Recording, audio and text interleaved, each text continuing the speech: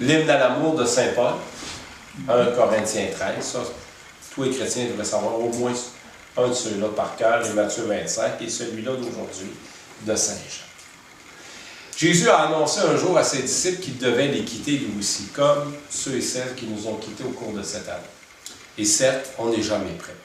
Que notre Père ait 60 ans, 52 ans, 40 ans, 82 ans, il reste qu'un membre de notre famille, peu importe son âge, c'est toujours important.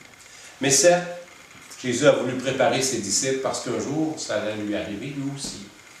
Et il veut leur laisser un souvenir d'une vie qui ne s'arrêtera jamais. D'abord, il dit, je m'en vais vous préparer une place. Et comme je le dis souvent dans les funérailles, qu'est-ce que nos ancêtres, on peut remonter loin, qu'est-ce que nos parents, nos grands-parents ont voulu faire avec nous autres? C'est nous préparer, comme eux l'ont été, pour vivre une vie de bonheur autant que possible. Une mère, ça fait quoi? Ça prépare ses enfants pour l'école, ça prépare le repas. Un père, ça répare le vaisselle qui est brisé, ça aide à apprendre à patiner, et on pourrait en nommer comme ça toute une panoplie d'exemples. Nos parents nous ont aidés, et si nous sommes ce que nous sommes aujourd'hui, c'est parce qu'eux ont investi dans notre vie. Le Christ, c'est la même chose pour nous. Il a voulu nous enseigner un chemin de vie et de vérité. Et puis le beau Thomas, Thomas, vous savez, il ne faut pas trop le gronder parce que c'est nous autres. Thomas, dans l'Évangile, il représente chacun et chacune de nous. On dit, dont le nom signifie le jumeau, et le jumeau de Thomas, c'est qui? C'est nous autres. Nous autres aussi, on a des questions un peu tordues des fois, puis des fois, on ne comprend pas assez bien ce que Dieu attend de nous et ce qu'il fait pour nous. Jésus va lui dire, je suis le chemin, la vérité et la vie. Mais les apôtres, eux autres aussi, n'ont pas saisi tout ça. Et ils ont dû puiser dans l'expérience qu'ils ont vécue avec Jésus. Et je radote des fois un peu, mais il faut se rappeler que l'Évangile, vous savez, ça a été écrit pas pendant que Jésus vivait, comme un reportage, là, comme on voit à LDI aujourd'hui, où on voit les événements qui se passent au fur et à mesure qui se passent en Floride. Les Évangiles ont été écrits au-dessus de 80 ans et plus après. 60 pour les plus proches. Donc, c'est plusieurs années après. Donc, et les disciples, avant d'écrire, ont raconté ce qu'ils avaient vécu avec Jésus. Pour écrire ces paroles-là, pour rapporter ces paroles-là et les comprendre, ils ont dû puiser dans l'expérience du Christ lui-même.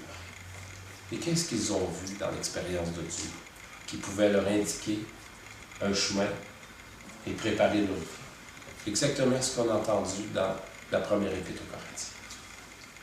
J'aurais beau avoir toutes les richesses de la terre, la plus belle voiture, une belle petite Toyota Yaris 4 portes à Joubert, mais s'il me manque l'amour, je ne suis rien. Et le chemin que Jésus parle dans l'Évangile en préparant ses disciples à son départ et en les invitant à prendre la même route que lui, c'est ce chemin-là. Un chemin qui conduit tout droit au cœur des autres, à leurs besoins, à ce qu'ils ont, à ce qu'ils ont envie, à ce qu'ils souhaitent pour leur vie. Et comme chrétiens et comme le Christ, c'est ça. Comme vous avez fait pour vos enfants, vous avez répondu à un bon nombre de leurs besoins, de leurs désirs pour les aider à grandir. Le Christ, c'est la même chose.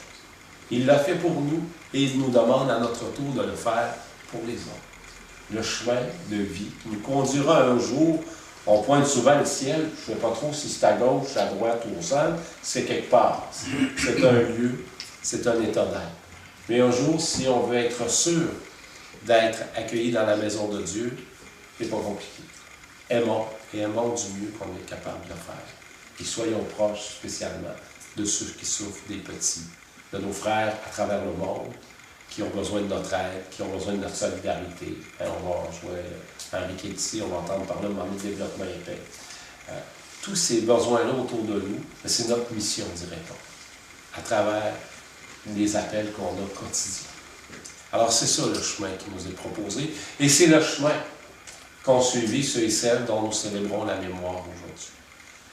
Nos parents et amis proches de cette année, mais j'aime à nous rappeler que le sol que nous foulons est un sol saint. La terre de Gentilly et de tout ce qui nous entoure est une terre sainte. Des saints et des saintes ont travaillé ici, se sont sanctifiés par leur engagement Rappelez-vous, la Nouvelle-France, tous les saints, je ne sais pas s'il y en a qui sont capables d'en nommer, là, Sainte-Marguerite-Bourgeois, Monseigneur-Laval, pour ne nommer que ceux-là, Mère Duville, nommez-les, il y en a le bienheureux Louis-Ferrin-Moreau. Il n'y a pas de lieu au monde où il y a tant de saints par tête, par capita. Il n'y a pas de lieu au monde où il y a autant de saints et saintes qui ont habité, qui ont foulé notre terre. Et ça, des fois, on l'oublie. La terre sur laquelle, le sol sur lequel nous marchons, qui est béni de Dieu, par ces hommes et ces femmes qui nous ont tracé un chemin.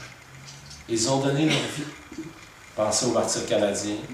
Pensez à ceux qui ont aussi donné leur vie en y laissant leur santé, parce que les maisons, c'est à peu près comme ici. Là. Ils chauffaient ça avec un gros poêle, puis c'était pas mal humide. Hein? C'était pas des conditions idéales et les gens mouraient très jeunes. Mais ils donnaient leur vie au service de l'évangélisation, au service d'une Église, au service d'un Dieu qu'ils voulaient servir et transmettre. C'est ça qu'on se rappelle aujourd'hui. Les gens qui nous ont quittés cette année, mais aussi tous ceux et celles qui sont venus avant et qui ont fait qu'on a la terre que nous avons aujourd'hui. Il faut toujours s'en rappeler. Toute l'Amérique est bénie de Dieu. Marie l'Incarnation, avant même de venir au Québec, en Nouvelle-France, appelez ça comme vous voulez, là, avait vu dans un songe le sol sur lequel nous marchons. Et Dieu lui a indiqué de tout quitter pour venir ici. Alors, c'est pas rien. C'est pas rien. Le sol sur lequel nous marchons et nous vivons, c'est la terre de nos ancêtres. C'est la terre de ceux et celles qui nous ont donné la vie.